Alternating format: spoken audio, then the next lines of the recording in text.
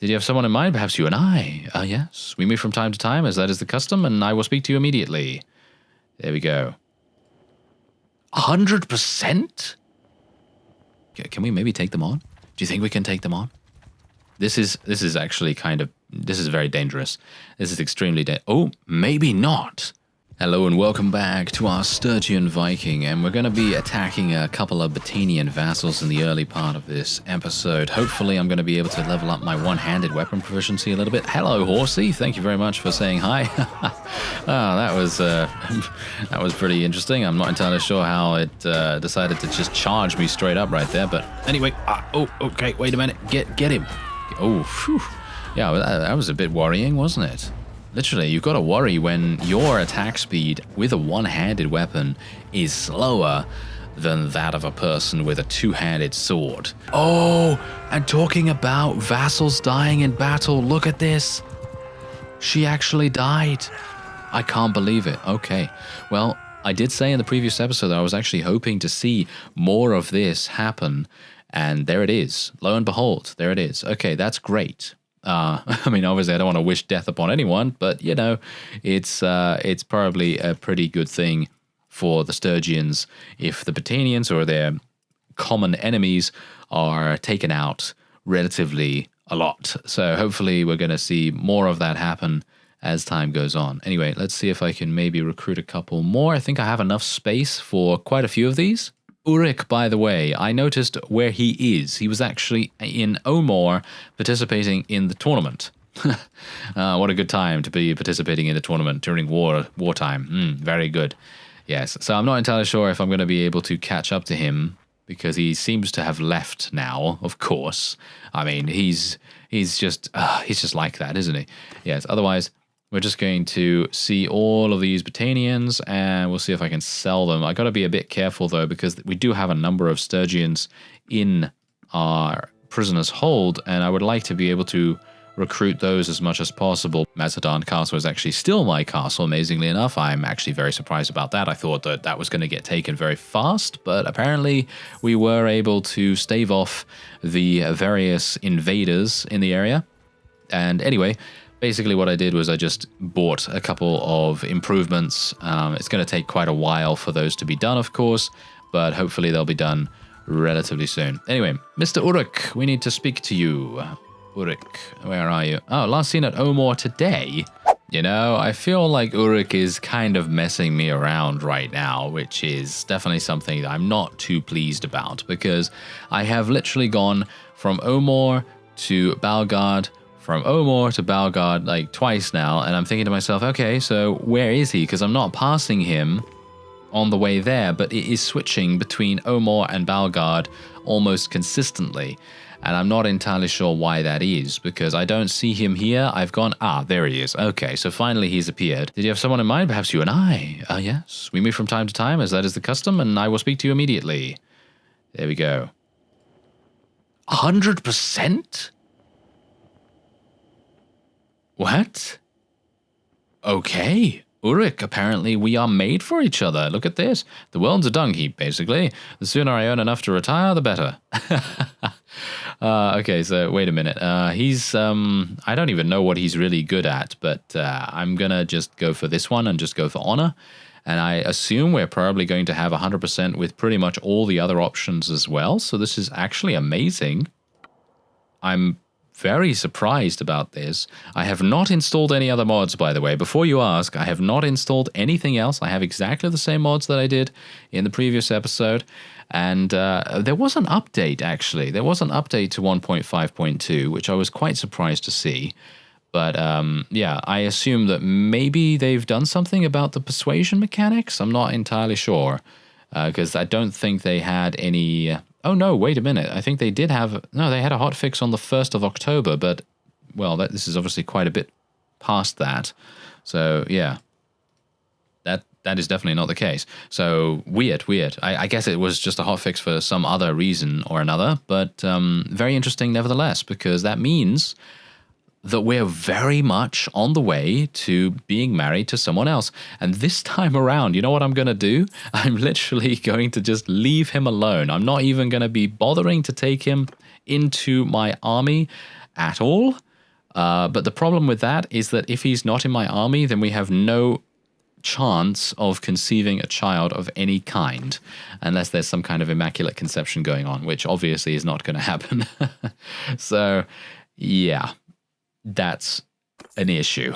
That is a big issue. Otherwise, I'd just leave him as like a party or something like that, and he can just run around giving me relation everywhere and, you know, trying to help the realm to become better and better and better. But yes, obviously that might not happen anyway. But yeah, I guess we can try and speak to him again now. Let's hope that we will be able to do it. Yes, I've been thinking about... Oh, look! He has 100% across the board! Ulrich, please don't die, sir. Please do not die. I am so surprised.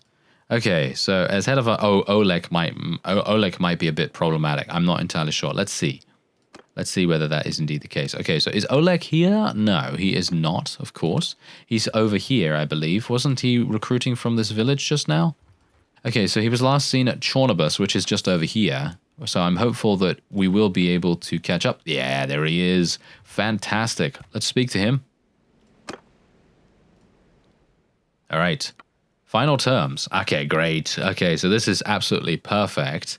And I will be able to give him... Technically, I could give him more money here, but he has a huge amount nevertheless, so it's actually not even worth me doing anything about that. I could buy some horses from him, but I don't think we really need any more. As you can see, I'm literally drowning in horses right now. I move so fast on the world map thanks to all of these. I just need war horses. War horses would be fantastic. But there you go. We have now married Ulrich. We're like a Black Widow or something, because literally every single person, well, so far at least, cross fingers, every single person so far that has married us dies after like 2 seconds.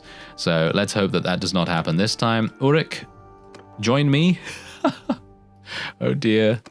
Oh dear. I'm worried. I am worried. Okay, so there's Ulrich. Should we put him with heavy infantry or something? Let's put him with the heavy infantry, and then I'll just place him at the very back of the battlefield whenever we go into a fight or something. That sounds like a good idea to me. Let's join the tournament real quick, because I'd like to, as I say, level up a couple of our skills, and because of one of the mods that I have, it does allow you to level up your experience in tournaments, because I know a lot of people thought that was a bit of a controversial change that the developers of Bannerlord made, because obviously it makes sense for you to be able to level up your skills in a tournament. Especially when death is enabled, at least. Because death being enabled actually makes doing tournaments much, much safer in comparison to going into an actual battle. Oh, careful, careful. Okay, we've just got to do a nice little jump and slash. Oh, never mind, the yellow team is actually coming back. Oh, you know what I should do? I should do a shield bash. Next time I have the opportunity to do so, I will definitely do a shield bash. I feel like, yeah, you know, I feel like a shield bash would probably be really, really enjoyable to see, because I haven't used one of those in quite some time. Ooh, this is not going to be easy enough. We're actually up against one of the berserkers, which is not good. Okay, shield bash. Boom. Yeah, nice. Good damage. Oh, no, no. No. Get it. Shield bash. Yes. A little bit of extra damage here. Go for the head. No. Ah, I was hopeful.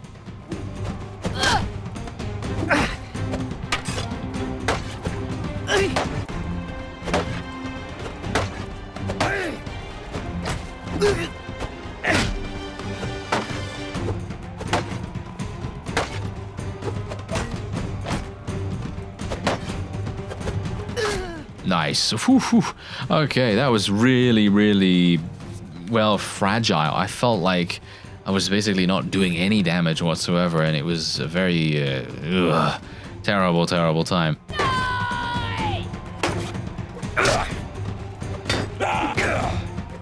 Oh, nice shield bash. Oh, I like it. I like it. All right.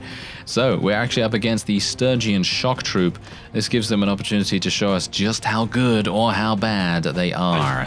Obviously, I personally feel like Sturgian shock troops are probably not the best, even though I have an overwhelming majority of them in my army. That's the reason why I'm trying to level up a couple more skirmishers now. And that's definitely going to make a difference to my army composition and at least the tactical options that we also have to utilize. Because, let's face it, when you have an army of entirely infantry, you're not really going to have that many tactical options, unfortunately. Oh, look at that! Oleg actually sent us a pouch of gold to congratulate us on our victory. Very nice. Ooh, there we go. Father-in-law coming in with a little bit of extra cash. Nice. I like it. I like it. Okay, let's go into the trade screen real quick. We've got 32,000 right here. Just going to sell all the loot. Sell all of that. I do have a whole bunch, by the way, of weapons, so it probably makes sense for me to go and smelt those down potentially. But we do have a lot of iron ore still, by the way, and technically I can sell this. And someone did actually mention, very helpfully, by the way, a few episodes back, but I just didn't mention it until now for some reason. Forgetful, probably that's the case. But anyway, someone mentioned that the main way that you gain trade skill is not whether that particular trade good gives you a green number. In other words, it's not whether it's higher than the average price. Basically, it's all about profit. If you can get the maximum amount of profit, then that will give you more trade skill. That's the reason why I'm not seeing any trade skill gains right here, because most of the iron ore that I've purchased, I purchased for about the same as what I'm selling it for, so it's really not going to be giving me a huge amount of skill points as a result of that. Whereas, let's say you were to buy iron ore, this is just an example, of course, an exaggerated example. Let's say you buy iron ore for 1 gold, and then you sell it for 200. Yeah, obviously extremely unrealistic, but bear with me. That's going to give you a massive amount of trade skill. So that's the reason why I'm not gaining anything, unfortunately. But hopefully I'll be able to gain a little bit more as time goes on, because, of course, I haven't really been doing a huge amount of active trading. Personally, I feel like trading is super fun in this game, and I know a lot of people don't actually think so, but I do. But you know, obviously this is more of a sort of combat trader playthrough, so I'm not going to be doing too much active trading. But speaking of trading, look at this. We actually do have... Oh my. Both of these are very cool. Every profitable shop you own gives you 1 renown per day. Every profitable caravan you own gives you 1 renown per day. I will be taking the top one, because caravan... Oh yeah, I got a whole bunch of those. And workshop production increased tariff income. This basically is pointless because, as you can no doubt tell, we are not a governor, and we don't have any companions that are a governor either, so that's obviously going to be pretty awful. This is going to be great, though. Insurance plan. Your caravans return 5,000 gold when destroyed. Also, caravans have more elite troops. Can't wait to get this. Smithing is still very powerful, but I personally feel like if you have smithing and everything has a price, then you're basically God. You are literally just murdering everything in sight with your, well, with your wallet, pretty much. Anyway, we're going to go into the kingdom screen right here, and we're going to be creating an army. We don't have any armies? Look at this. Are you serious? We have no armies? Look at the amount of clans that we have here. It's terrible. We literally only have, like, what, 5 clans or something. No wonder we're doing so badly. Look at this. This is terrible. Okay, so let's get Oleg and everyone to come and join us. How much is this going to cost me? 134 influence. That's a bit too much, isn't it? Okay, so Tovi is not going to come, and Seeger's not going to come either. I'm just going to have people around 100 strength. Oh, actually, I should not have done this. I should have done the distance. And this has 448. I don't even know whether I'm going to have enough to be able to do this, but we're going to try it nevertheless. I really have no engineering skill, by the way, so this is going to take me a huge amount of time. Oh. I see. Right. Okay, hello there. I would like to fight you. Stop, criminal scum! Oh dear. Okay, yes. I just wasted all that influence, didn't I? Now, this is the problem, you see, with being the only person in a faction that is capable of, well, any kind of offensive push whatsoever, because these guys are now going to be attacking me. Unfortunately, they are waiting for Melodia's army, and they run away when they see me coming close to them. Can we maybe take them on? Do you think we can take them on? This is actually kind of... This is very dangerous. This is extremely oh, maybe not. I've noticed how many volunteers they have. They have 89 volunteers. They do have 20 Battanian Oathsworn, however. Oathsworn are, of course, pretty good. Let me actually just take a quick look at the Oathsworn just to compare stats between us and them, because I do have a pretty significant amount of the equivalent unit.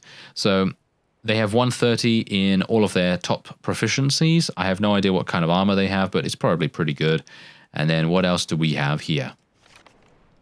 Let's have a look at Sturgian, and I'll just select some random one. Okay, so we have 140 in those things, and then we have 130 in athletics. So we just literally have 10 additional proficiency. So it's pretty much the same unit. So it depends what other units we have here. Join me, Ratagost, quickly. Yep, come on, get him. Ah, perfect. Absolutely perfect. Okay, this is exactly what I wanted. Okay. So, is it though? All right, here we go. Let's see what we can do. So, this is actually not a bad map, but of course, because of my limited amount of options, because I do have 229 infantry, literally no cavalry whatsoever, and 29 archers, it is going to be a little bit limiting. However, the enemy is probably going to have a relatively similar army composition because of how many recruits they have and how many Oathsworn they have and stuff like that, so it shouldn't be that bad, hopefully. Oh, the enemy's infantry is actually moving against us very, very fast. Let's go into a shield wall almost immediately right here. Let's get my archers into a loose formation as well. Let's get my very limited cavalry over here too. And I'm very much hoping that... Wait a minute. Ulrich's in this battle, isn't he? Wait, where is he? There he is. Okay, go over there. Wait, horse archers? Oh no, he's actually not in this then. Is he counted as infantry? He must be counted as infantry. Oh dear. That means he's in this absolute terrible globule of units. Oh no. This is gonna be bad. Okay, well, let's try it, shall we? Okay, I can't die here. That's literally the only thing that I must try not to do. Just do not die. That's the only thing I need to do, pretty much. Oh, we're actually doing well. I can't believe it. I actually can't believe this. Okay, tell my cavalry to charge in. Oh, these guys. Oh dear. No, never mind. I actually did not want to charge, but seems like we are indeed charging. Okay, let's charge. Let's go. Go. These guys are actually skirmishers, so we should probably try and eliminate them as fast as we possibly can, because otherwise they're just going to continue throwing javelins at us. It's not going to be very nice of them. Yes, the Oathsworn do have thrown weapons by the looks of things, so that's definitely something to try and prevent them using.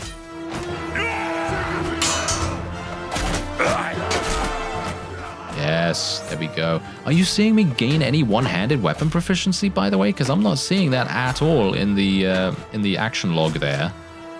Oh, did I just get murdered? Yes, I certainly did. Wow, that was actually a lot of damage. Okay, now this is problematic. Is it though? Yes, it is actually. This is pretty bad. However, I think we should be okay because generally the AI, when it takes over, Ulrich is actually in this fight as well. Oh dear. Don't die, Ulrich. If he dies, I will never forgive myself for at least 2 minutes. So that is pretty... Okay, I don't know. But at least when, as I was about to say, at least when the AI takes over with the auto-delegation, they are a little bit cautious. And they might very well keep Ulrich alive as a result of that. What was that? Did you see that? Look at that. Did you see that big ball of units just like morph in? That was hilarious. Anyway, I'm actually just going to speed up the game a little bit here because I think we are going to achieve victory. This is going to be a pretty much a turning point. Melodia died. Yes. Great. That's what we want.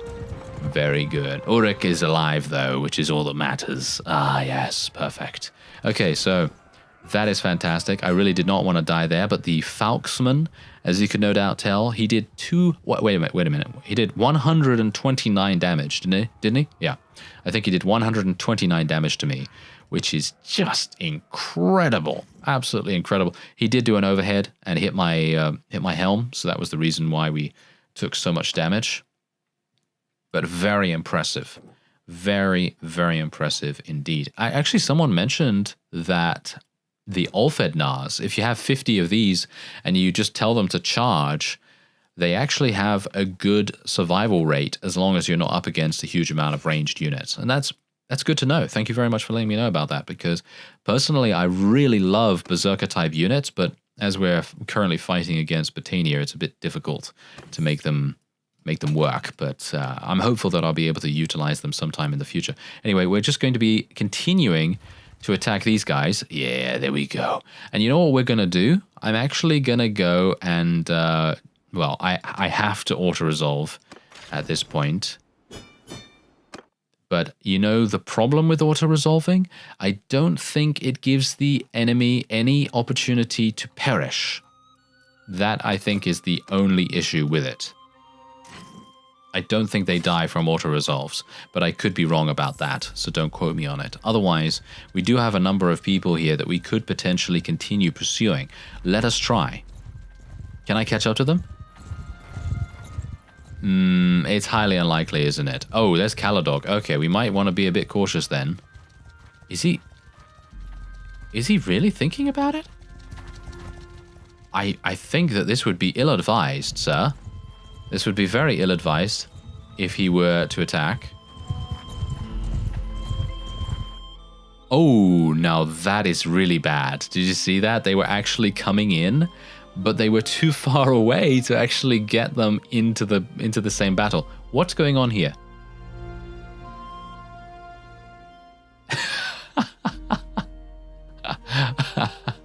I did say there was a hotfix or some very small patch that was worth like 38 megabytes or something like that before I started this recording, and I assume something happened in that update to cause a slight graphical issue, and now I'm being attacked by a mud ball of some kind, a mud golem.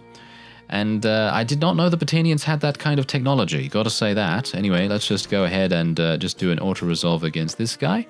That's gonna be a nice little victory for us. Oh, hilarious. Alright, so, oh, nice, Warhorse, yes, I like it. Okay, so these guys, there's no way they'll be able to tackle us. No way, ever, they'll be able to deal any damage to us right now. We can literally just run straight at them. Oh, yes, Lashanek, go. Yeah, look at that. Nice, look, Mud Golem transformation once again. Perfect. Absolutely perfect. Okay, yeah, so I can't take any prisoners or anything because I'm already over the limit. And we're going to be moving even slower than normal. So that's obviously not good. And Caladog, I'd love to be able to fight Caladog if at all possible. Lashanek, go! I choose you, Lashanek. Use Pursuit. No, apparently it didn't work. Yeah, Pursuit is a dark type ability. Haha. Anyway, let's see if I can actually disband my army right now. I'm going to disband it so that we can potentially run after Caladog. Yeah, there we go. That's what I'm talking about. Let's do a nice auto-resolve against Mr. Caladog here. And he is now dead. We gain some relation with Ratagost as well, and we also gain a bunch of prisoners, which I, of course, do not need, but hopefully my vassals will be able... I say my vassals. I'm not the leader of the Sturgians, but I should be, I guess. But anyway, yeah, that was significant. Absolutely wonderful, wonderful action that we took right there. And now Ragnvad is calling for an army. Perfect. Absolutely perfect, because now all of the vassals that I had in my army can go around doing whatever it is they want to do, and that is going to result in some, well, hopefully pretty cool offensive pushes. Anyway, 15% lower wage for tier 456 troops. That is indeed what I will be taking, because 15% lower wage for 1, 2, 3, 4 doesn't really make sense in my opinion, because these guys are going to be costing much more. There we go. All right, perfect. Very nicely done indeed, and I can now start to level up a couple of these guys. I still don't have 125 in leadership. I will be there soon, but it's going to still take me a little bit of time. Anyway, if you enjoyed this video, then please leave a like. Otherwise, I thank you very much for watching, and I'll see you next time.